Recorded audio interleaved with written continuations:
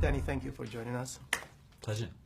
You know, Danny, when I watch your movies, I feel as if it's the thrill is it's like you are on a ride in a racing car, and each movie feels like a different racing car. I can't think of any other director who can accelerate from 0 to 100 within the first few seconds.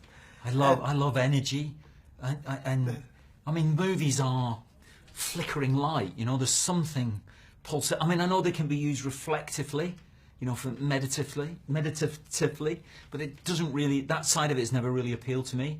I've always found the kind of like the visceral nature of movies something that I wanted to contribute to.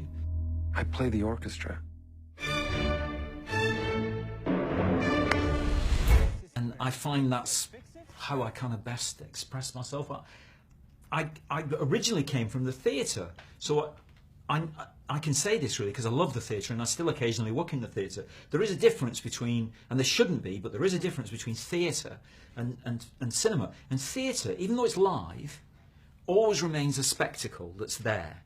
Even when it's just brilliant, it's a spectacle that's there. Whereas film, which is not live, it's all been recorded months ago or years ago, is incredibly immersive. You lose yourself in it.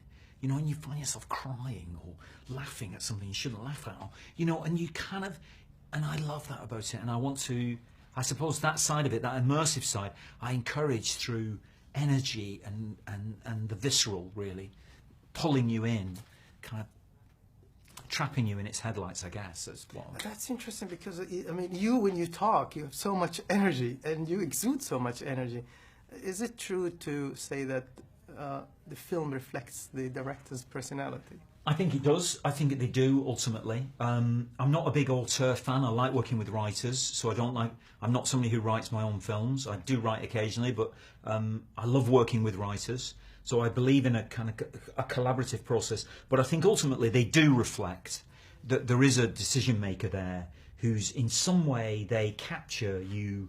And I realise it more and more because people come and they come with a performance or, you know, with a skill, you know, a cameraman or a designer or, you know, but they don't have an idea really of the end product. They have an idea of that area, you know, and your job is to make all, by selection originally, and then by encouragement and perseverance, is to get them all to gather those things towards that vision in the end. And that vision is yours, really, even with a hugely written script like the Steve Jobs script, which is an incredibly piece of writing, you know, but it's your job to somehow make it arrive at the same point together.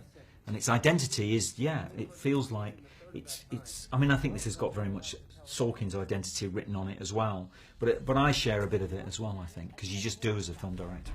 You see how this reminds you of a friendly face? It's warm and it's playful and inviting and it needs to say hello. If you keep alienating people for no reason, there's going to be no one left for it to say hello to. You did go back to theater just a couple of years ago, and you did the Frankenstein. Yeah. And in this, Steve Jobs feels like a play, but cinematic play. I know, it's weird. Can you talk about the difference? It's interesting when you do theatre, and I was reminded of it as soon as I went back to it. They kind of like, you have this very intensive rehearsal period where you don't meet anybody other than the actors, and you have 4 or 6 weeks, and it's just you and the actors, and the bond is really strong. And then as soon as they get out in front of an audience, they kind of push you away. They kind of, because then they're the storyteller every night. Because things can go wrong, things do go wrong. People shout out, people forget things, lines, props, and they have to make the story work that night. I will not rest until I desolate your hearts! Whereas in film, it's the exact opposite. You take from everyone, and then you bid them all goodbye for a while, and you go into the editing room, and you build the film in the editing room. And before that, you're gathering material and evidence and delights and pleasures and dangers from everyone, you know, with whatever their skill set, and you gather all this material from them, and then you take it into the editing room, and they're made in the editing room, films. I believe that more and more the more I do of them, you know. And we had a great editor on this film, Elliot Graham, a guy I'd never worked with before. We've spoken to the fire marshal and the building manager. They're going to come in and tell everyone to leave. If a fire causes a stampede to the unmarked exits, it'll have been well worth it for those who survive. this is maybe the second movie you made. You told a story of a real person. Yes. But here you got into trouble. The the family, his friends were not really pleased by the outcome. But you didn't have this problem with 127 Hours, where Aaron Raslin was happy and pleased by your portrayal of him, of his character. Yes. Is the presence of your character, the life character, relevant to you when you make the story? And is it important for you to please them, or you just take it your own way and that's It's an interesting question. So sometimes it's a help in terms of details, because who better to ask than the person who was there?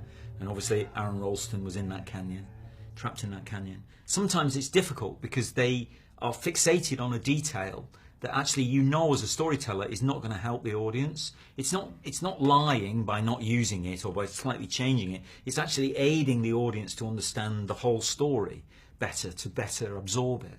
So sometimes it can be a hindrance. And for instance, with these films, like the Steve Jobs script, and certainly the one before it, Social Network, the one Aaron wrote before it, they didn't show the script to the people whose testimony had helped write the script, but they never showed it to them. In this case, it was very difficult because we knew from the beginning that the family did not want the film made, and so you have the respect for that, which normally would mean you would withdraw. You would say, well, but in this case, it's very different.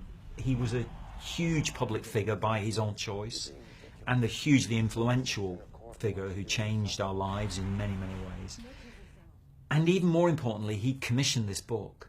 And not only that our film is based on the Walter Isaacson biography of him, and not only did he commission it... You did not follow the book.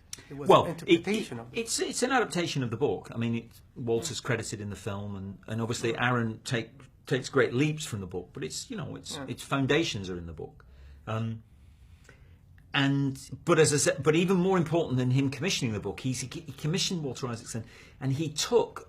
And as far as I can understand, this is that for the only time in his life, he insisted on no control over it. So apart from the front cover, he wanted to pick the image that was on the front cover. But he wanted Isaacson to have freedom, and he gave him access to everybody that he could get access to. And I think that was probably to do with the sense of his own mortality, of his illness. And that he, I imagine, wanted everything recorded. Wanted everything there, the good and the bad stuff, because he knew that's what... Isaacson's a serious journalist. He would chase, all the stories, really. And Jobs knew that was going to be about. So I think when you realise that, in fact, since his passing, his legacy is probably even more important in our lives than it was when he was alive. And here you entrust Aaron Sorkin and then me and then the actors to actually deliver the truth of this. It's not... If you want the exact history... There's lots of books you can look at, but if you want the experience of what it felt like to be with this man, then drama's for you. This film's for you. Fix it.